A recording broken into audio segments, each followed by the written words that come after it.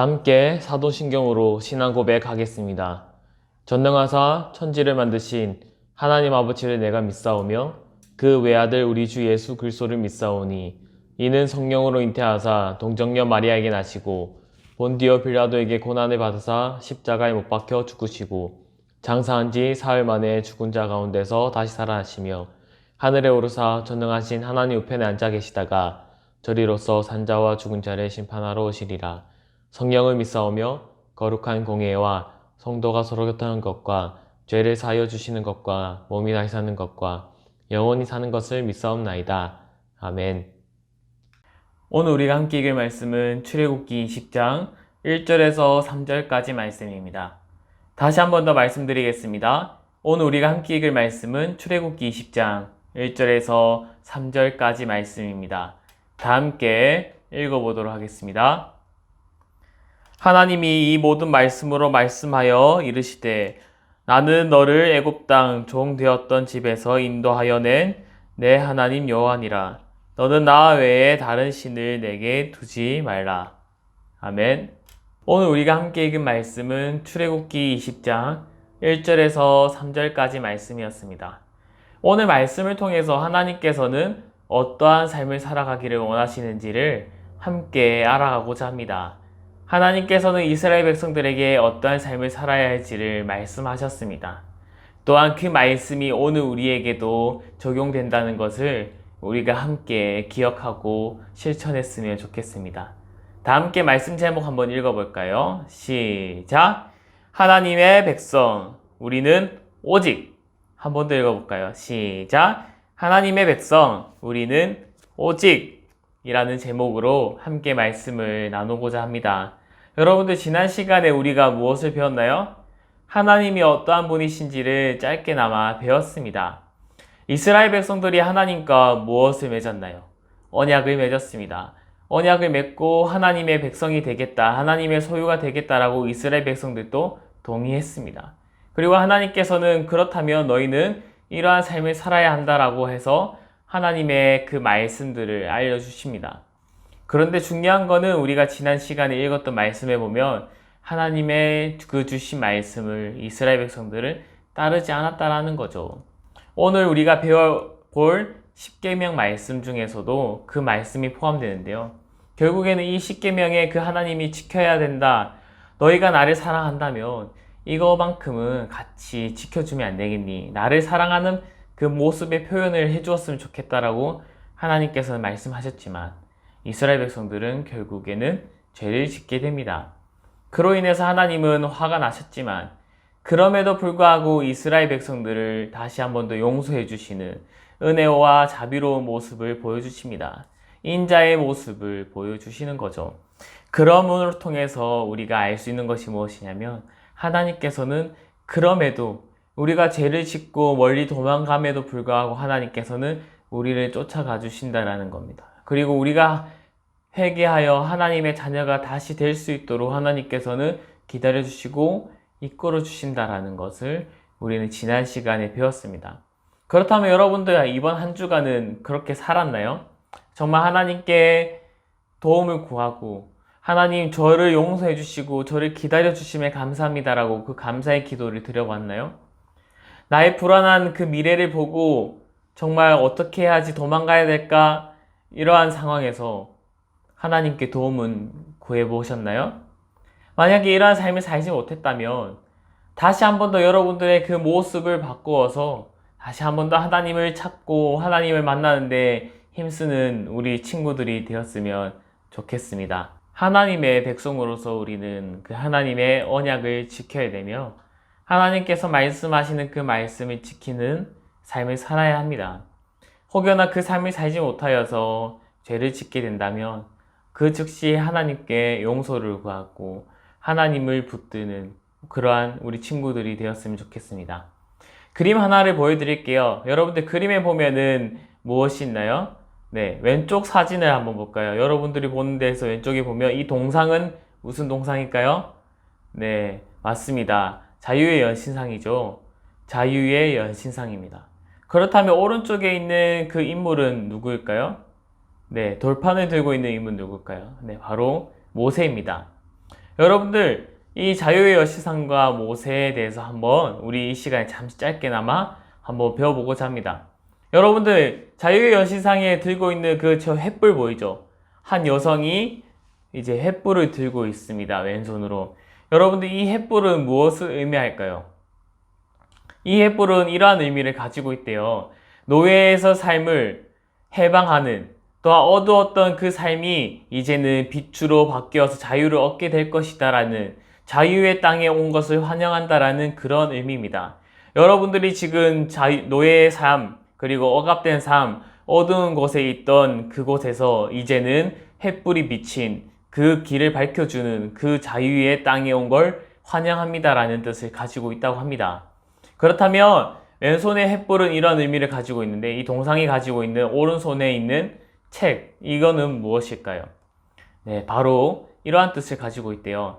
이 책이 무슨 뜻을 가지고 있냐면, 여러분들이 이 자유의 땅, 정말 신비의 땅, 정말 이 땅에 온 거 환영하지만 여기서 이 소망의 땅에서 살아가기 위해서는 이 책에 적혀 있는 법을 따라야 됩니다. 이 법을 따라야지만 이곳에서 살 수 있습니다라는 뜻을 가르쳐 주고 있다라는 겁니다.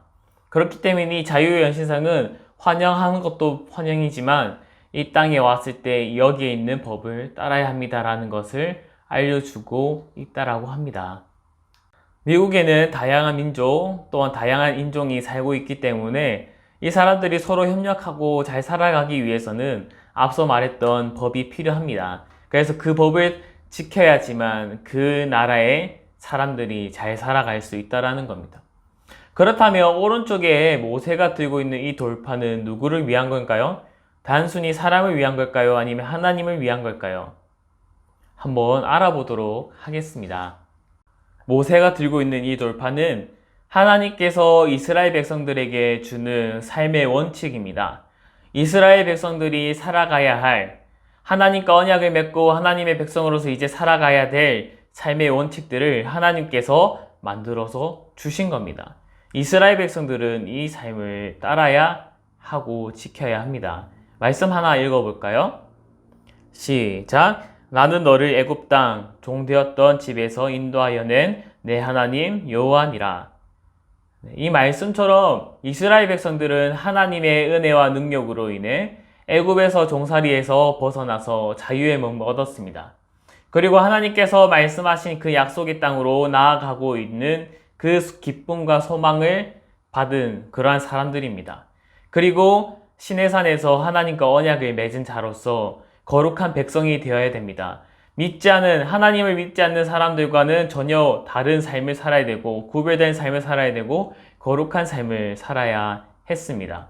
그리고 제사장 나라로 인해서 다른 사람들, 다른 민족들을 하나님께 연결해 줄 수 있는 그러한 제사장 같은 나라가 되어야 했습니다. 하나님께서는 이스라엘 백성들이 이 거룩한 백성, 제사장 나라로 살아갈 수 있도록 하나님께서는 그들을 준비시켜야 했습니다. 그리고 그 준비시키는 과정이 바로 삶의 원칙, 십계명을 지키는 것이었습니다. 그들에게는 이러한 훈련이 필요했고 이러한 삶의 규칙이 필요했습니다. 왜냐하면 그들이 살았던 곳에는 다양한 신을 모셨던 곳이었고, 또한 그들이 광야 생활을 할 때에도 다른 이웃 나라들은 이방 신들을, 해와 달, 또한 다른 하나님께서 만든 창조물을 우상으로 만들었던 그러한 나라였습니다. 그리고 하나님께서 약속하신 그 땅에 있는 살고 있던 원주민들 또한 그 우상을 섬기고 있던 사람들이었습니다. 그렇기 때문에 이스라엘 백성들은 아직까지 하나님에 대해서 완벽하게 알지 못했기 때문에, 그들이 어떻게 삶을 살아야 될지를 아직 몰랐기 때문에 하나님께서는 그들을 정말 바르게 자라가기 위해, 거룩한 백성으로 제사장 나라로 세워가기 위해 하나님께서는 미리 삶의 규칙을 알려주셨고 하나님이 어떠한 분이신지를 알려주신 것입니다. 그래서 하나님께서는 이스라엘 백성들이 하나님의 백성으로 준비되었기를 간절히 원했습니다. 그래서 십계명을 주신 거죠.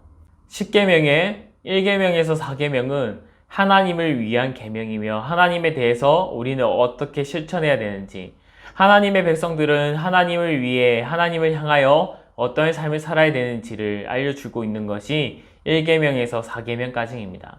5계명에서 마지막 10계명까지는 이웃을 향한 이스라엘 백성들, 하나님의 백성들, 하나님의 자녀들이 살아가야 할 방법, 삶의 원칙들입니다. 그래서 5계명과 10계명을 통해서 이웃에 대해서 우리는 어떻게 실천하고 어떻게 사랑을 표현할 수 있는지에 대해서 알려주고 있는 것입니다. 이렇게 하나님께서는 이스라엘 백성들이 하나님의 백성으로서 살아갈 수 있도록 이 10계명을 알려주었습니다. 그렇다면 오늘 우리가 읽었던 첫 번째 계명 한번 다시 읽어볼까요? 시작! 너는 나 외에 다른 신들을 내게 두지 말라. 아멘. 하나님께서는 맨 처음에 이렇게 말씀하셨습니다. 너희는 나를 사랑한다면 나 외에 다른 신들을 섬기지 말고 나를 인해서 너희의 욕심으로 인해서 우상을 만들지 말라라고 첫 번째 계명과 두 번째 계명에서 말씀하셨습니다. 하나님께서 이렇게 말씀하신 이유, 하나님께서 이렇게 계명으로 삶의 원칙을 주신 이유가 무엇이냐면 앞서 얘기했던 것처럼 전도사님이 앞서 말씀드렸던 것처럼 이스라엘 백성들이 지나가고 있는 주변 모든 나라들은 하나님을 믿지 않았어요. 하나님이 만들었던 그 창조물, 피조물을 가지고 우상을 만들어서 자신들의 이익, 자신들의 평안함을 위해, 자신들의 그 이익을 위해서, 이기적인 마음을 위해서 우상을 만들었던 거고 거기에 절을 했던 겁니다. 자신들이 편하기 위해서죠. 올바른 하나님이 누구인지를 알지 못했습니다. 이스라엘 백성들도 마찬가지였습니다. 애굽에서 노예 생활을 하였습니다. 하나님의 우리의 조상 하나님이라는 것은 알고 있었지만 그 하나님이 정확하게 어떠한 하나님인지를 정확하게 알지 못했습니다. 물론 애굽 생활을 하면서 10가지 재앙과 또한 광야 생활을 통해서 하나님이 어떠한 분이신지를 차츰 알게 되었습니다. 그리고 하나님께서 시내산을 통해서 언약을 맺을 때 그들에게도 말씀하셨죠. 너희에게 자유를 준, 너희를 애굽에서 구원하여 준 하나님이 바로 나다 라고 말씀하셨습니다. 이처럼 하나님께서는 하나님이 어떠한 분이신지를 알려주셨고 또한 다른 신들을 섬기지 못하게 했습니다.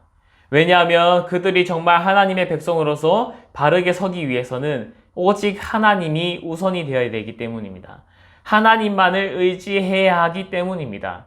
하나님을 사랑한다며 하나님을 의지할 수 있어야 되는데 그 의지하는 것이 무너지게 되면 다른 우상들이 그 자리를 차지하게 되는 것입니다. 그렇기 때문에 하나님께서는 이스라엘 백성들에게 너는 나 외에 다른 신을 섬기지 말고 또한 우상을 만들지 말라라고 하셨습니다. 너희의 이익을 위해 우상을 만들지 말라라고 말씀하신 겁니다. 하나님의 사랑, 즉 사람은 하나님의 형상으로 만들어졌습니다. 그런데 그 하나님의 형상으로 만들어진 사람이 하나님을 잃어버리게 된다면 어떻게 될까요? 그 마음은 텅 비게 되는 겁니다. 겉모습만 번지르르한 깡통과 같이 되는 거죠. 결국에는 그 마음에 하나님이 없게 되면은 하나님을 의지하는 삶을 놓치게 되면은 결국 그 마음에는 빈 공간이 생기게 되고 그 허하고 또한 불안한 마음 또한 가득 채우지 못하는 그 마음을 다른 것들로 채우기 시작합니다.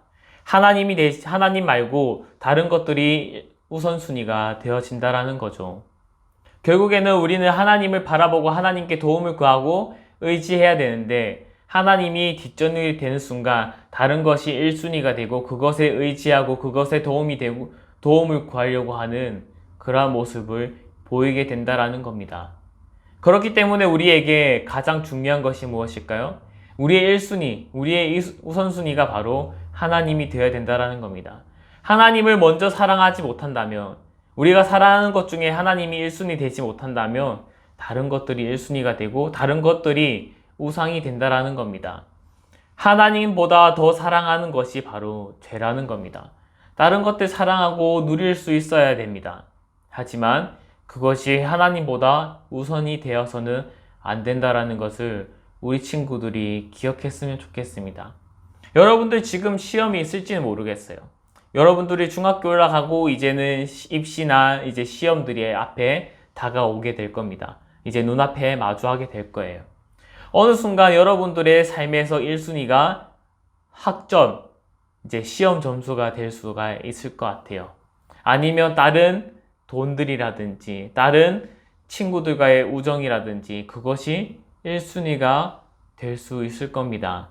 이제는 중학교 올라가면 친구들과 어울리고 친구들과 놀고 친구들과의 우정이 중요해져서 하나님 교회 나가고 예배 드리는 거, 또한 주일날 예배 드리는 것보다 그 친구들과 노는 거, 게임하는 것이 1순위가 될 수가 있습니다. 여러분들, 그렇게 되면 그 게임과 친구들과의 우정은 우상이 되는 겁니다. 하나님을 생각하지 못하게 된다라는 거예요. 나의 삶은 점점 하나님과 멀어지게 되고 사단의 유혹, 사탄 마귀의 유혹에 넘어가게 되고 결국에는 죄를 짓고 하나님을 떠나는 삶을 살게 된다라는 겁니다. 여러분들, 정말 이것은 너무나 힘든 일입니다. 그렇기 때문에 우리는 하나님께 도움을 구하고 하나님을 더욱더 붙들어야 합니다. 전도사님도 이러한 일이 많았었어요. 중고등학교 학창시절 때 공부를 좀 해야겠다고 해서 공부에 몰두하고 공부가 어느 순간에 나의 1순위가 되었습니다. 그렇게 되다 보니까 어느 순간에 전도사님의 그 신앙의 삶이, 하나님을 향한 사랑이 2순위에서 3순위, 4순위, 결국에는 마지막까지 가게 되는 그러한 모습까지 보였습니다. 여러분들의 1순위는 무엇인가요? 하나님께 예배드리며 사랑하는 것이 1순위인가요? 아니면 게임하고 공부하고 잠자는 것이 1순위인가요? 잘 생각하셔야 합니다. 여러분들의 1순위는 무엇인가요? 그렇기 때문에 우리는 날마다 우리의 마음을, 우리의 삶을 점검해야 됩니다. 앞에 그림과 같이 CCTV로 24시간 관찰하는 것처럼 우리의 마음, 또한 내가 어느 것에 관심을 가지고 있고 지금 어느 것에 집중하여 보고 있는지를 여러분들이 점검해 볼 필요가 있습니다. 나의 삶의 1순위는 무엇일까라는 것을 매 순간 여러분들이 점검해 봐야 됩니다. 어느 순간부터 여러분들이 모르게 하나님이 2순위가 되고 3순위가 되고 결국에는 꼴등이 되는 그러한 일들이 벌어지게 됩니다. 그런 것을 사전에 막기 위해서는 우리가 여러분들의 그 관심도를 여러분들이 매일매일 체크해 볼 필요가 있습니다. 정말 오늘 내가 하나님을 정말 사랑했는지, 또한 내가 지금 요즘에 무엇에 관심이 많고 어떤 것을 더 좋아하는지를 여러분들이 체크해 보아야 합니다. 그리고 하나님께 더욱더 나아갈 수 있는 우리 친구들이 되어야 됩니다. 혹여나 하나님이 지금 2순위, 3순위로 밀어졌다면 여러분들이 앞당겨야 됩니다. 여러분들의 그 관심도를 하나님으로 바꿀 수 있어야 한다라는 겁니다. 여러분이 앞서 점검을 했다면 이제는 마지막으로 결단해야 됩니다. 앞서 점검했던 하나님을 1순위로 하겠다라는 것을 이제는 알게 되었을 겁니다. 그리고 그것을 결단해야 됩니다. 하나님께 더욱더 의지해야 되고 하나님께 도움을 구해야 됩니다. 하나님, 제가 하나님을 1순위로 삼을 수 있도록 하나님 도와주시고 저희 주변 환경을 빨리 바꿔주시고 하나님 그 환경에서 저를 보호해 주시기 바랍니다 라고 도움을 구하고 하나님이 나의 1순위가 되어야 돼 라고, 나는 그것을 결단해야 돼 라고 여러분들이 작정하고 결심해야 됩니다. 여러분들의 그 의지가, 노력이 필요한 겁니다. 만약 하나님의 도움을 붙들고 기다리고만 있어서는 안 됩니다. 여러분들이 점검을 해보고 2순위네? 그럼 1순위로 빨리 바꿔야겠다라고 결단할 수 있는 우리 친구들이 되어야 됩니다. 하나님 사랑하는 것보다 다른 것들이 더 우선순위가 된다면 그것이 바로 우상이 되는 겁니다. 우리의 삶의 1순위는 바로 하나님을 사랑하는 겁니다. 하나님을 의지하는 겁니다. 그렇기 때문에 여러분들의 그 삶 가운데 하나님을 의지하고 바라볼 수 있는 우리 친구들의 삶이 되기를 간절히 바랍니다. 매번 들었던 건데 지겹네요 라고 말씀하실 수도 있어요. 하지만 가장 중요한 것이 바로 이거입니다. 여러분들이 이제 살아갈 때 중학생이 되고 고등학생이 되고 대학생이 되면은 이제는 점점 더 하나님을 의지하고 결단하는 것이 쉽지가 않게 됩니다. 사단이 많이 유혹을 합니다. 중학교 가면 친구들과의 우정, 고등학교 가면 이제 입시, 시험, 대학교 가면 학점과 이제 취직을 향해. 여러분들 지금은 먼 미래인 것 같지만 눈 깜짝하면 중학생, 깜짝하면 고등학생이 됩니다. 여러분들 그 단계를 거쳐갈 때 여러분들이 지금 점검하지 않는다면 지금 하나님을 먼저 우선시하는 건가? 이렇게 점검하지 않는다면 어느 순간 여러분들의 삶은, 신앙의 삶은 저 멀리 떨어져 나가게 되는 겁니다. 하나님을 떨어져 살고 하나님을 모르는 삶을 살게 되는 거죠. 얼마나 불행한 일입니까? 그렇기 때문에 여러분들이 지금부터 준비해야 됩니다. 나의 삶을 점검하고 하나님을 1순위로 삼겠습니다라고 결단하고 결심할 수 있는 우리 친구들이 되기를 간절히 바라겠습니다. 기도합니다. 하나님 아버지, 오늘 10계명 말씀 1계명을 통해서 하나님 우리가 많은 것을 배웁니다. 하나님 우리가 살아갈 때 다른 것들을 우선시하고 사랑했던 것들 용서해 주시길 바랍니다. 하나님께 예배드리고 하나님을 더욱더 사랑하고자 힘쓰지 않고 조금 더 자고자, 조금 더 공부하고자, 조금 더 놀고자 하는 그러한 삶을 살았던 것, 하나님보다 그것을 더 소중히 여기고 더 귀하게 여겼던 것, 하나님 용서해 주시옵소서. 하나님이 우리의 삶의 1순위가 될 수 있도록 하나님 도와주시고 이끌어 주시옵소서. 예수님 이름으로 기도드렸습니다. 아멘.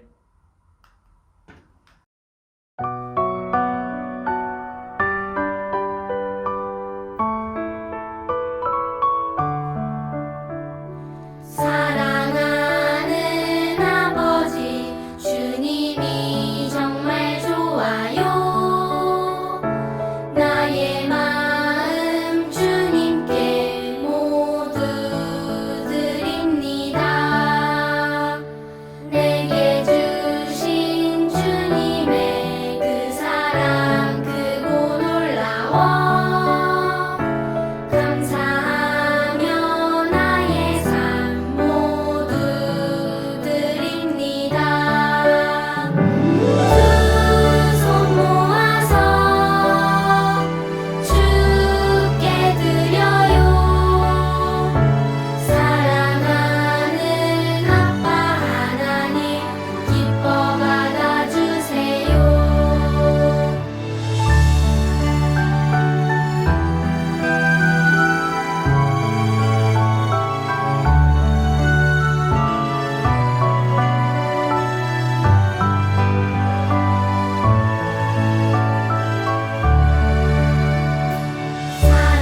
사랑하는 아버지, 주님이 정말 좋아요.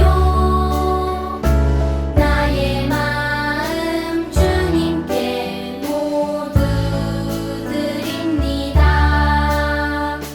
내게 주신 주님의 그 사랑 크고 놀라워. 감사하며 나의 삶 모두 드립니다.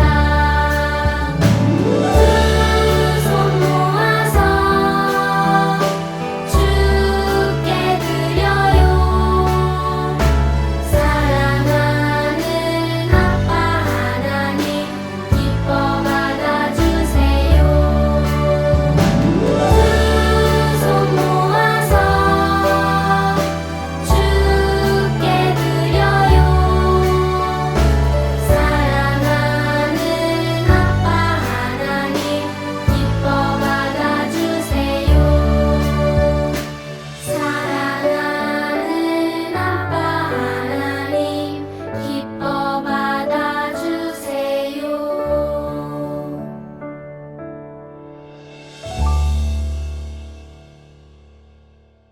기도하겠습니다. 하나님 아버지, 우리 친구들이 예배를 위해, 하나님 나라를 위해 이렇게 하나님께 헌금 드립니다. 하나님, 우리 친구들의 이 예물을 아름답게 사용하여 주시고, 또한 예물을 준비하면서 드리는 우리 친구들의 마음, 하나님 들어 사용하여 주옵소서.